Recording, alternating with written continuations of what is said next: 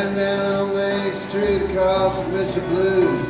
My faded leather jacket, my weather-broken shoes. The chill north wind's blowing, but the spring is coming on. As I wonder to myself, this how long I had been gone. I strolled across on Main Street, walked down a flight of stairs. Stepped to the hall and saw all my friends were there. And the outside was splashing, welcome, come on in. Feels so good, feeling good again.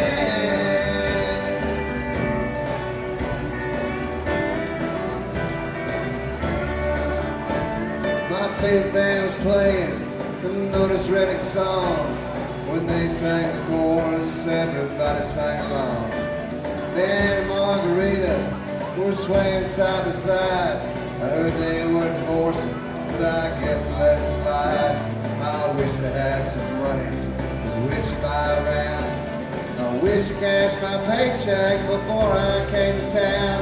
I reached in my pocket, found 320s and a 10. Feels so good, feeling good again.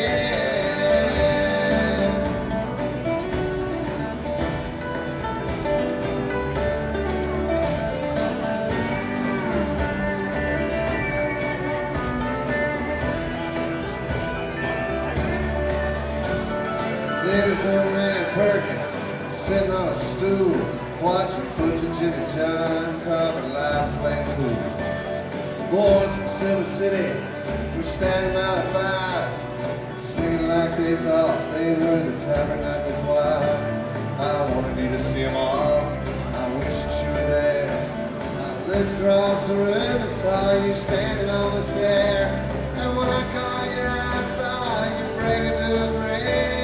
Feels so good, feeling good again.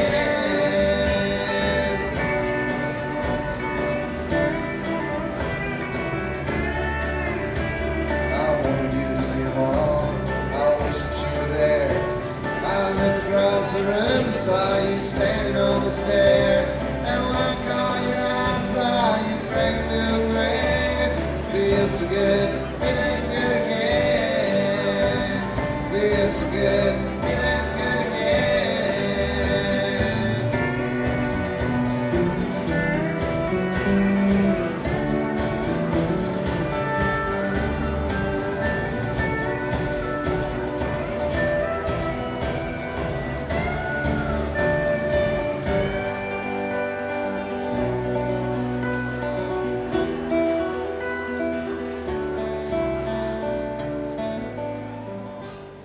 Ladies and gentlemen, the President of the United States.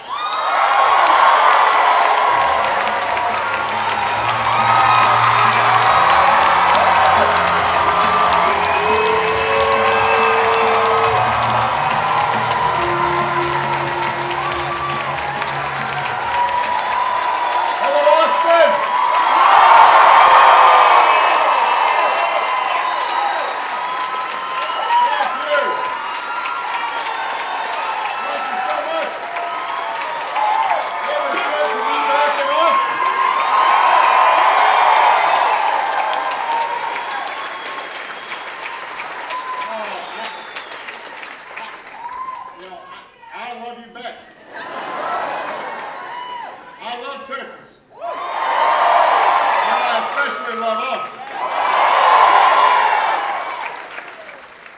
Love this city. It's always one of my favorite places to visit during the campaign. And I intend to drop by a few more times.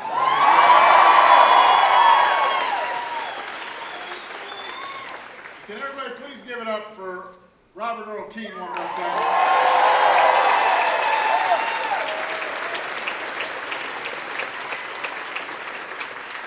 During the campaign, I was up here, I was singing with some folk. But I kept my day job. It is wonderful to see all of you. I really do just have incredible memories of this city. I think this may be the last time I took a walk, was here in Austin. It was right before a debate, and I started walking down the river, and at the time, nobody quite noticed me. And I got pretty far down from the hotel, and then somebody said, you're Obama, aren't you? And that was it. Secret Service started coming around. But I had wonderful memories of this place, and I have so many good friends here. It is great to see all of you. It is also great to be out of Washington, D.C. Don't get me wrong, D.C. is a wonderful town. But the conversation in Washington, did somebody fall? Those photographers are in Corridor. The conversation you hear in Washington is just very different from the conversation you hear around the kitchen table or around the office coolers. And that's why we recently decided our re-election campaign will be the first one in modern history to be based out of Washington, D.C. We're going back to Chicago.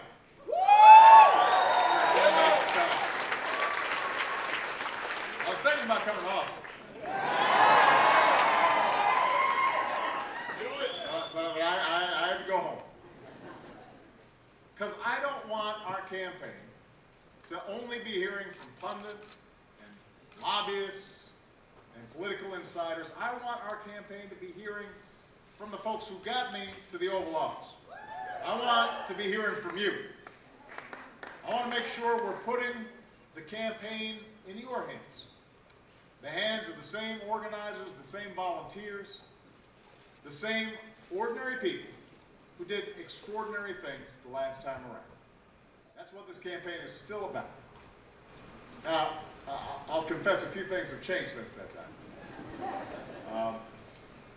A few of us are a little bit older. Some of us are a lot grayer.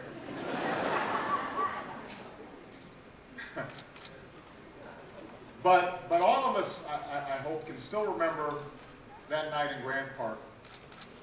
The excitement in the streets, the sense of possibility in the air.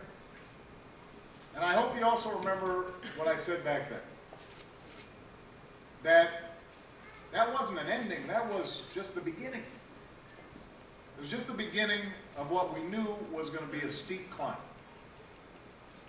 Now, I confess I didn't know how steep it was going to be. It turned out we took office in the middle of the worst recession in our lifetimes. One that left millions of Americans without jobs. Hundreds of thousands without homes. It was a recession that's so bad that a lot of families are still dealing with the aftershocks to this day. And so coming in, we immediately had to take a bunch of tough decisions.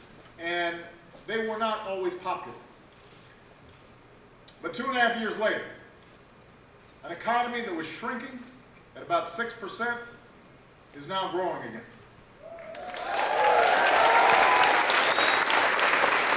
Over the last 3 months, just the last 3 months alone, we've added about 750,000 private sector jobs just in the last 3 months. Over the last 14 months, we've added more than 2 million private sector jobs to our economy.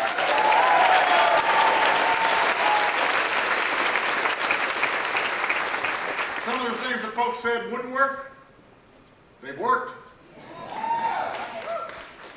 Remember our intervention in the auto industry? When a whole bunch of folks were saying, let it go by the wayside? GM is now hiring back all of its workers.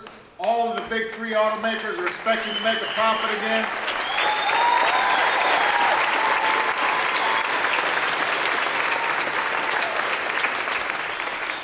So we made progress, but we've still got some climbing to do. So don't take off your boots. Because the summit we want to reach is one where every child in America has opportunity. It's one where we're looking out for one another. Whether we're poor or disabled or infirm or in our golden years. It's one where America is more prosperous than ever before and all Americans are sharing in that prosperity.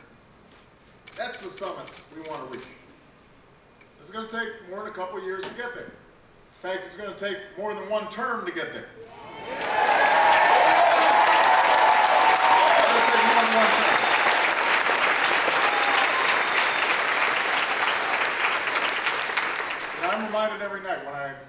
some of you know I get letters from all across the country, and I read 10 of them every night. And I get letters from people who are really working hard, doing everything right. But they can barely afford to keep up, barely keep their families afloat. You know, you get a letter from somebody who has sent out 50 resumes and haven't gotten an answer back. You get a letter from a child who says their parents are having to sell their homes. Mr. President, is there anything you can do? Those are the Americans I'm thinking about every day when I wake up in the morning and every night when I go to bed. And they're the reason you elected me president. You didn't elect me president for a fancy title or a nice place to live. You elected me to bring about real change in the lives of people all across this country and make sure everybody's getting a fair shot at the American dream. That's why you elected me.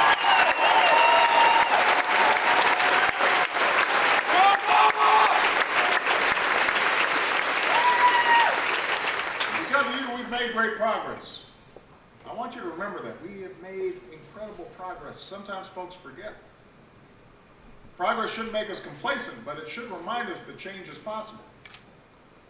Thank you for getting them off. Well, there you go.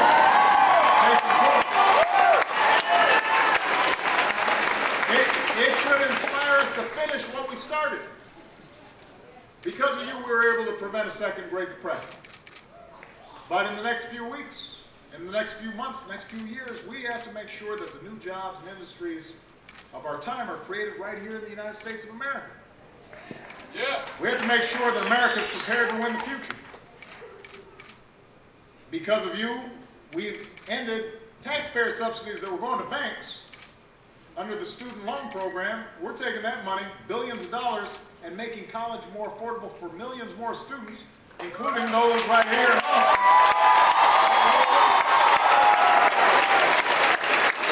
Including right here.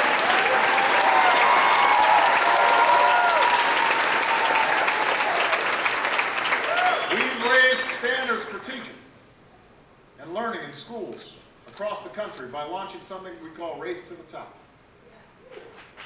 We've got to keep on going, though. Our reforms are not done. I want every child in Texas and every child in America ready to graduate, ready to go to college, and actually able to afford going to college. That's how we're going to out-compete and out-educate the rest of the world. That's how America will succeed in the 21st century. Because of you, we made the largest investment in clean energy, renewable energy in our history. Investments that already created new jobs, new businesses. But we've got more work to do. Some of you may have noticed gas prices are a little high. And with all the instability around the world, we've got to keep making those investments in alternative energy. And to help pay for it, by the way, because we've got to worry about our fiscal situation, it's time to eliminate the $4 billion in taxpayer subsidies that were given to oil and gas companies. $4 billion of more money that they're making for record profits while you're struggling at the tank. Instead of subsidizing yesterday's energy sources, let's invest in tomorrow's energies.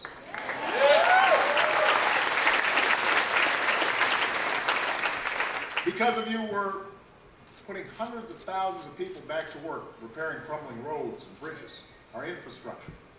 But now we've got to make sure America is built to compete in the 21st century. Not just new roads and bridges, but high-speed rail lines and high-speed internet. We always used to have the best stuff. Texas knows something about that, but today, South Korea has faster high-speed internet than we do. China's got high-speed rail. It doesn't have to be that way. We created the internet. Austin knows a little bit about the high-tech industry. We should be leading the world when it comes to cutting-edge technologies and innovation. Because of you, we did what we've been trying to do for almost a century. We said health care should no longer be a privilege, it should be a right. Health care in this country.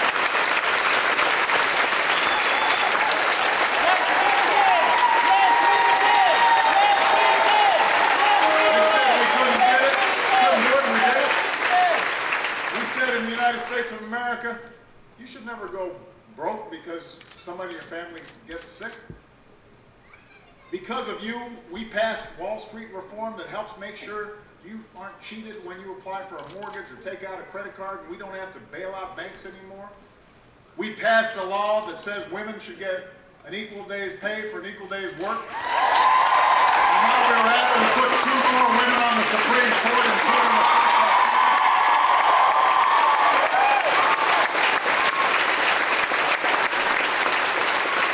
Because of you, we overturned Don't Ask, Don't Tell, so everybody in this country can see.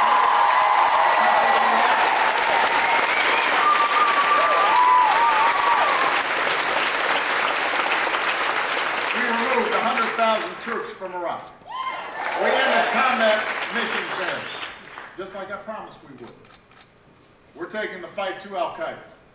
And because of the extraordinary bravery of the men and women who wear this nation's uniform and the outstanding work of our intelligence agencies, Osama bin Laden will never again threaten the United States of America.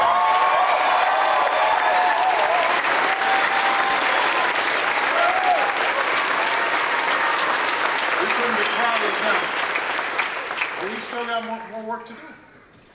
We've still got more work to do when it comes to keeping America safe and making sure America's prosperous. We've got to move forward on a whole bunch of challenges that are still facing this nation. I was just down in El Paso before I came here. And we needed to, nice place. And I talked about how we need to confront the challenge of immigration and pass comprehensive immigration reform that upholds our tradition as a nation of laws and a nation of immigrants. We can do that.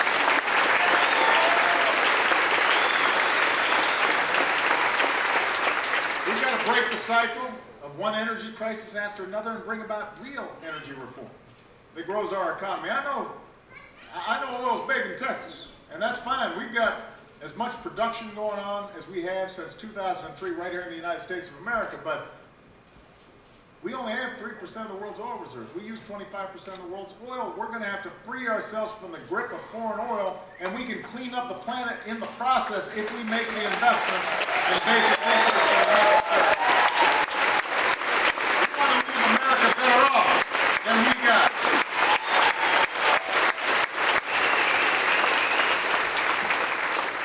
So ultimately, that's what this budget debate in Washington is all about. It's about who we are. It's not just about numbers. It's about our values, what we care about, the kind of country we believe in. Now, I believe in an America where government lives within its means. We need to cut spending in Washington. We need to cut domestic spending, defense spending, health care spending, spending in our tax code. We've got to eliminate every dime of waste. And if we're serious about taking responsibility for the debt we owe, then we've got to make some tough decisions about the things that we can afford to do without. We all need to share and sacrifice. But we're not going to reduce our deficit by sacrificing the things that have always made us prosper. I'm not going to sacrifice our investment in education. I will not sacrifice scholarships to students. I will not sacrifice medical research for our scientists. I will not sacrifice our highways and our airports, making sure they're safe. I will not sacrifice investments in clean energy. At a time when our dependence on foreign oil is causing folks so much pain at the pump, I'm not going to sacrifice America's future. If we want to reduce our deficit, our sacrifice has to be shared. And that means even as we're making spending cuts, we also have to end the tax cuts to the wealthiest 2% of Americans.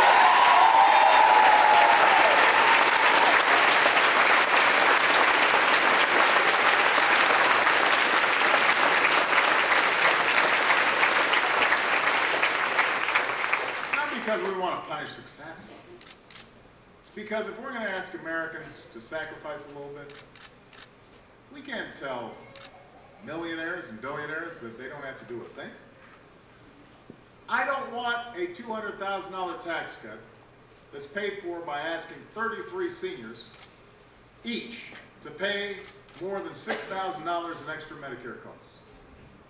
I don't want that.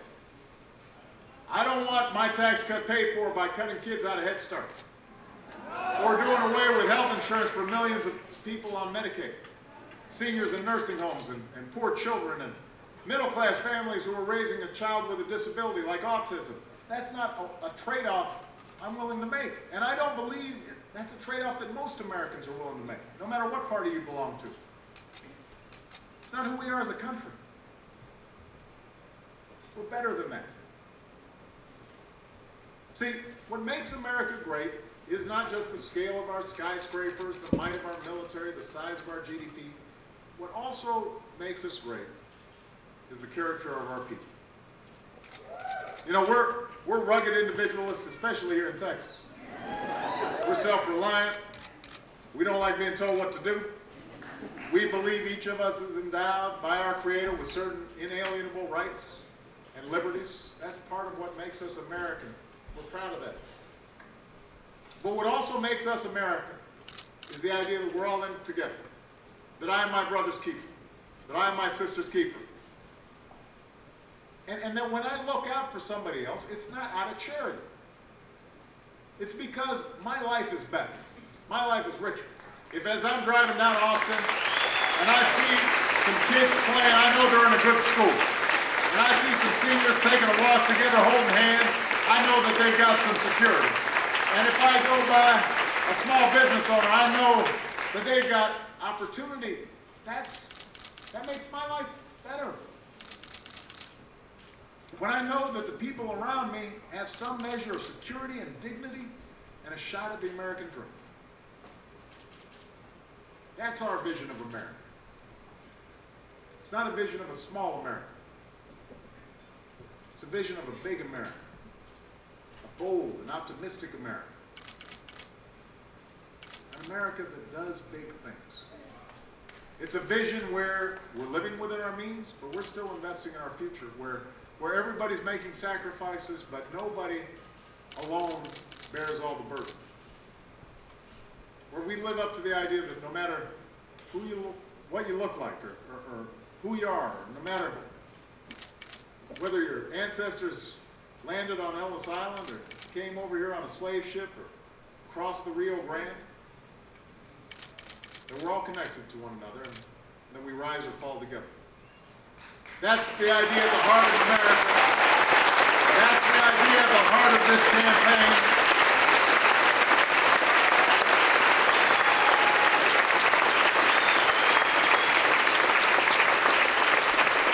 And that's why, Austin, I'm going to need your help more than ever. This campaign's still in the early stages, but now's the time where you can help shape this campaign, just like you did the first time. Make sure we get out of the gate strong. I know there are times where some of you felt frustrated because we haven't gotten everything done as fast as you want or exactly the way you wanted it. I know. I know those conversations you have with your friends. Oh, why is Obama compromising with the Republicans? You know, why haven't we gotten judges appointed faster? You know, why didn't we get a public option? I know all that grumbling. And there are times where I get frustrated. But we knew this wasn't going to be easy. We knew that on a journey like this one, there were going to be setbacks and detours, the times we would stumble. You know, I always laugh when people say, boy, you know, the Obama campaign back in 2008, that was just so smooth and flawless. And I'm thinking, what campaign were they doing? We screwed up all the time during our campaign. We made mistakes. We lost all kinds of primaries and caucuses. And then there were all kinds of times where, you know, I said things I wish I hadn't, or didn't say things I wish I had. You know, that's life. But you guys stuck with me because you knew that at each and every juncture in our history, you know, when our future's on the line, when our country's at a crossroads, like we are now, we can come together and we can do big things. And And we somehow have managed to transform ourselves from just this ragtag band of colonies to the greatest country in the world. We took an agricultural economy and transformed it into an industrial economy, then into an information economy. We absorbed new waves of immigrants, and we finally dealt with the stain of slavery, and we made sure that women could participate fully in our democracy, and we made sure that workers had basic rights.